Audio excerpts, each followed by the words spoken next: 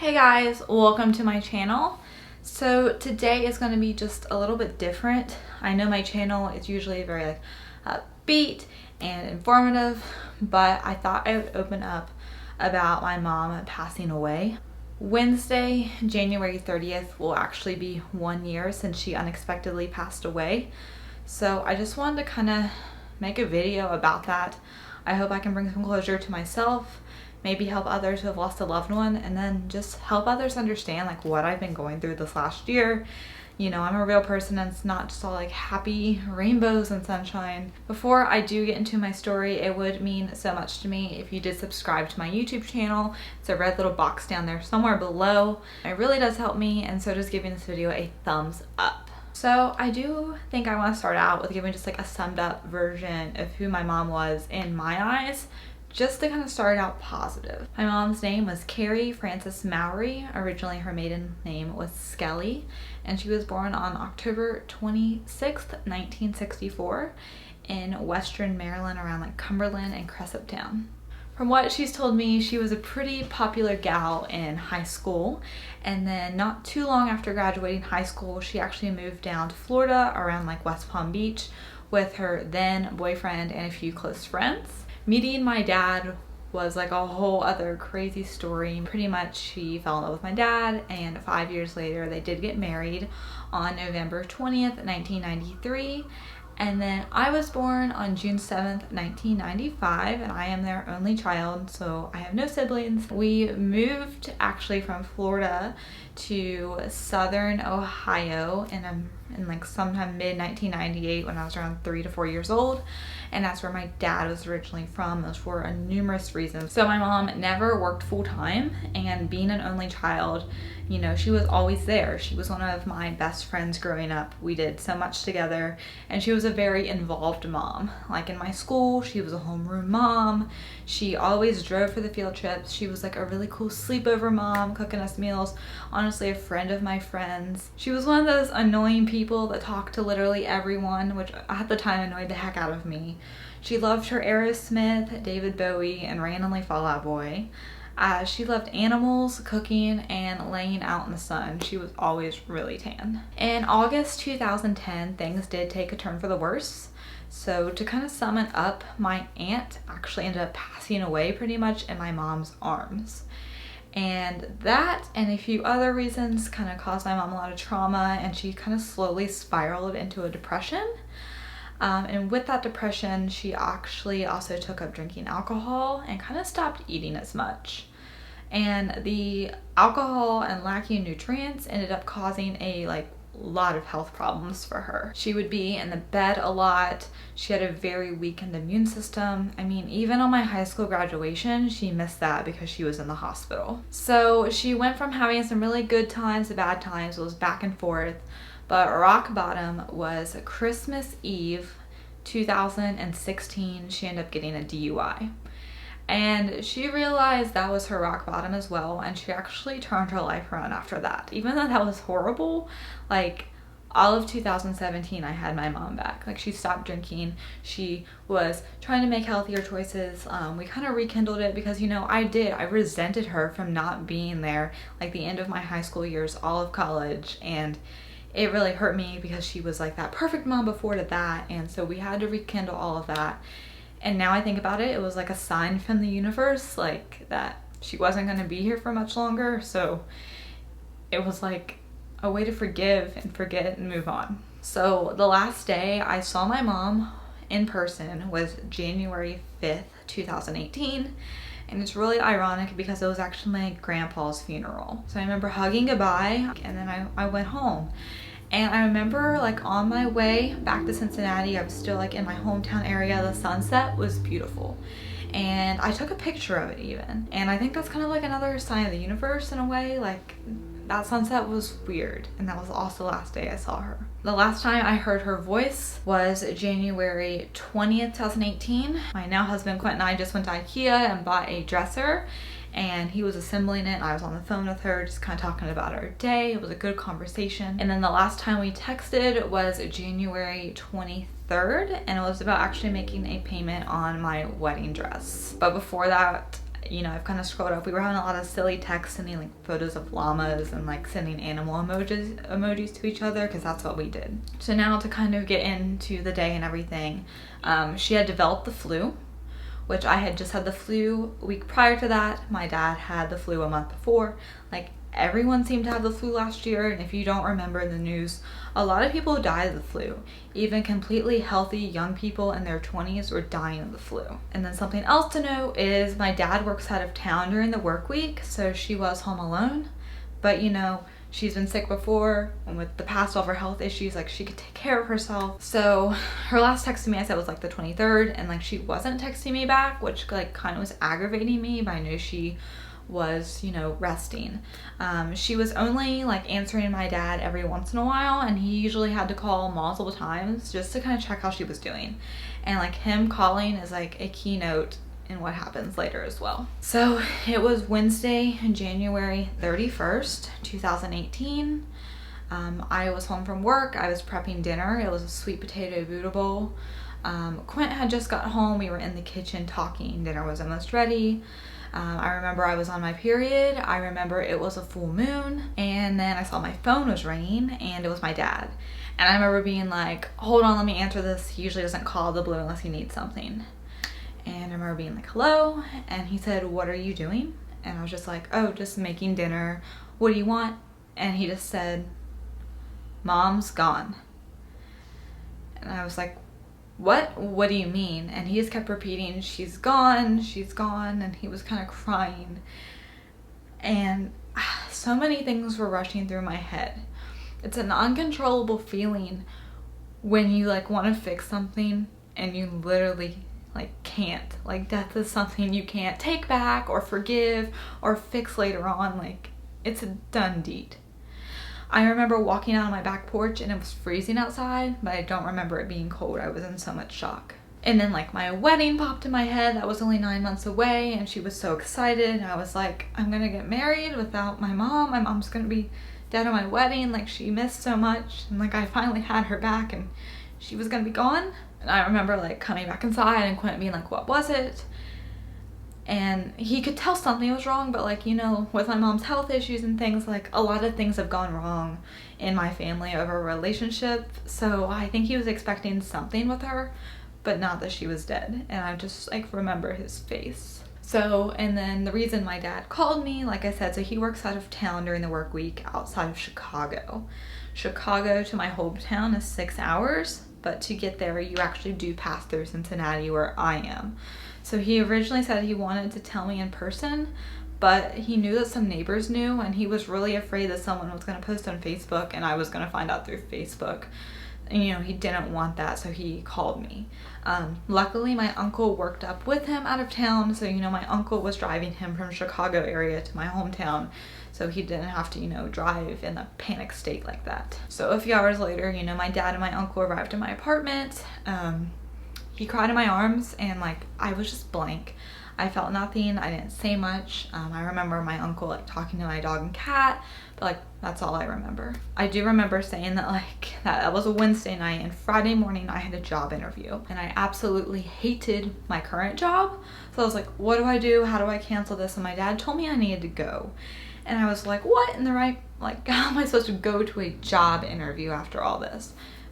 But I stuck it out, and I actually did go to that interview, and I got that job, and that is my current job. So I'll get into that later. But Wednesday night was the hardest night of my life. I was exhausted, but I could not sleep. You know, people talk about heartache. I haven't really had like a lot of like breakups or like heartache or anything. And it's a pain. Like, it's the worst pain I've ever been in my life, and it's not a physical pain. And I couldn't stop crying. Like, you know, once your eyes are closed and it's dark, I just like couldn't stop crying. My brain was trying to, you know, going through all these situations of like, how could I have fixed this? How could I have made this different? But like, nothing's ever gonna make this different. You can't bring someone back from the dead, unfortunately. You know, my mom was dead. What actually happened? I'm gonna tell you how my mom died. So my dad kept trying to call my mom to check on her, how she was doing with the flu, and she wasn't answering for 2 days straight. So my dad called my other uncle, who happens to live in our neighborhood, and he asked him to go check on my mom. My uncle got to my house, and once he got to her bedroom, he saw her laying on the foot of her bed, and he called out to her and she was not responding. So he called 911, and then he called my dad too. But I guess the ambulance got there and they realized she was dead, and they actually believe she died the day before, on January 30th. Because like I said, I found out the 31st, but like her obituary and everything says January 30th. So she had been laying there for probably a full day before we really for sure knew. We had like a sliding glass door in a fenced in backyard, so she had that open for the dogs. So my dogs were fine. They were able to use the bathroom, but probably from wanting to get help and being hungry, they like had trashed my house. And from it being so cold outside and the door open, her body was fine, like it was preserved. So that was another thing I guess they said, that could have been way worse. And I guess they brought her out in a body bag off my front steps. So she was 53, and we don't know exactly what happened. My dad chose not to get an autopsy because that wouldn't change anything, but we do have a few theories. So like I said, many people were dying of the flu that year that were even perfectly healthy. And like I said, from all of her issues, from like medical issues, she had a very weakened immune system, plus her doctor's appointments were due, so she could have been just too sick. Another thing we've thought is maybe a stroke, because one thing, she had like internal bleeding and like bad circulation, and she actually got blood, and she was due to get blood. So with bad circulation, being sick, not enough blood, that could have caused a stroke. I don't know why she was at the front of her bed. That haunts me. I don't know if she was going to get help. Maybe she was just gonna feed the dogs, feed herself, use the bathroom, but like she must have fallen. And I don't know if she suffered or if it was quick. And that haunts me. That's the worst part of this, is like not for sure knowing or if she suffered or not. Okay, I'm gonna kind of go back to the story then. So it was Wednesday night. I had called my boss, so like Thursday I did not go into work. With not being able to get sleep, I slept in big time on Thursday, and then once I woke up and got ready, this is the day I started telling people. I started making that dreaded social media post. All my friends and family are contacting me. I was home alone, and I like cried a lot that day. And then Friday, I pulled it together. I faked it till I made it, and I made my morning interview, and I got the job, and here I am at that job. Remember, I couldn't even talk to my dad on the phone without crying. And then when I told him I got the job, I was so happy, but I just bawled when I told him, and I really hate crying. So from like then on out, I really silenced myself about this, because like I don't like crying. And then Friday after my interview, Quinn and I made the trip back to my hometown. The viewing was on Monday, so that weekend, we got the pictures together. I remember Sunday was Super Bowl Sunday. My dad had 2 friends come over. It's really all I remember. And then I do want to bring in this little part. It's pretty creepy, but the last day I saw my mom, like I said, was my grandpa's funeral. And leaving the funeral, I asked what my parents' wishes were for when they died. Because my last semester of college, I took a research communications class on death and dying, and I learned how this is important to talk about. My mom said she wanted to be cremated, which I knew that, but she also said she wanted to be buried in Maryland, where she's from, next to her dad. Her dad passed when she was only 14 from smoking. He got lung cancer, and that's something my dad and I have never heard her say. So like if I didn't bring that up, we would have never known her wishes. So we were able to like make that happen. So the viewing was Monday evening. It was in my hometown still. We had music play of her like favorite rock music. It wasn't sad funeral stuff, which I know she's talked about that before. Like good songs would play. She'd be like, I want this at my funeral. So we did that, and that was really cool. It was like covered in yellow roses. That was her favorite flower. People from like my college friends sent flowers. People from like my high school and their families like all showed up. They came in from out of town. Like, you guys will never know how much that means to me. I didn't cry there. I remember laughing. Like, it was good to see people and see that people cared. And then Tuesday morning, we made the dreadful 6-hour drive to Maryland. My mom's ashes were at my feet. It was freezing. I remember stopping at a gas station and looking in the mirror and thinking that I looked like a zombie, like worn out, disgusting, and ugh. We arrived, and my grandma cried in my arms. My grandma, it's my mom's mom. and I just had no emotion, like I said. The funeral was supposed to be that next day on Wednesday morning, but there was actually an ice storm, so we had to push it to Thursday morning. We had a full Catholic Mass funeral. Honestly, what kept me from being so sad is like the singer up front, like leading the songs, had like a god-awful voice. So it was like distracting and funny that like kind of took my mind off of things. And then there was like a meal afterwards. I met some of my mom's like high school friends I've heard so many stories about. You know, I hate that I met them in this circumstance though. Only immediate family went up to the gravesite because of the ice on the hill. And she was buried right next to her dad, my grandpa, that I never met. That felt weird. And then we made our trip back. That literally next Friday I had to get a flu shot for my new job, which I felt was ironic because, you know, I kind of blamed the flu for what happened, so that felt weird. Monday I started my new job, and I've only told one coworker to this day about it. Like, they ask about my family and I just don't, I mean, you can talk about your family without saying they died, and I have a hard time bringing that up because it was literally so fresh. Like, I came back and like started my job. I definitely didn't see friends for a month. I stayed very reserved. It was honestly like very hard to even like be happy for a while. Like, I felt bad for feeling happy. I didn't talk about it, which is, you know, probably an issue. You know, I mentioned earlier how it was like a full moon and I was on my period. You know, I only mentioned that because those two things happen every single month. So it's like a wave again. Every month I'm like, it takes me back, like this was happening also that day, and it like kind of messes me up when. So my wedding rehearsal, October 26th, was her birthday. She was so excited for that. It was really hard picking up my wedding dress without her. I'm very thankful she was there when I did say yes to my dress. Telling the hair and makeup artist for my wedding that there was no mother of the bride, or like I didn't need a mother of the bride dress, was weird. I wish she was there getting ready with us that day, helping button up my dress. Like, that's just like the mom things. I did have a single yellow rose in my bouquet because she loved yellow roses. It's very hard to go to my hometown because she died in the home. So I've really only went back like when it happened. I came back 2 weeks later to help my dad once this summer, and then the holidays, like Thanksgiving and Christmas. Like, I've not gone back. Since I am away, like I can almost picture her. Like, I feel like she's just sitting back at home on the couch or in the kitchen, when I know it's just my mind playing tricks on me. When something good or bad happens, you know, I wish I could call her. When I see like a cute animal photo, I want to text her it, or a funny llama picture that was like our thing. Can't believe it's been 1 year. I'm not sure if the sum us up, but it does get better.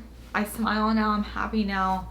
You know, majority of my days like are good.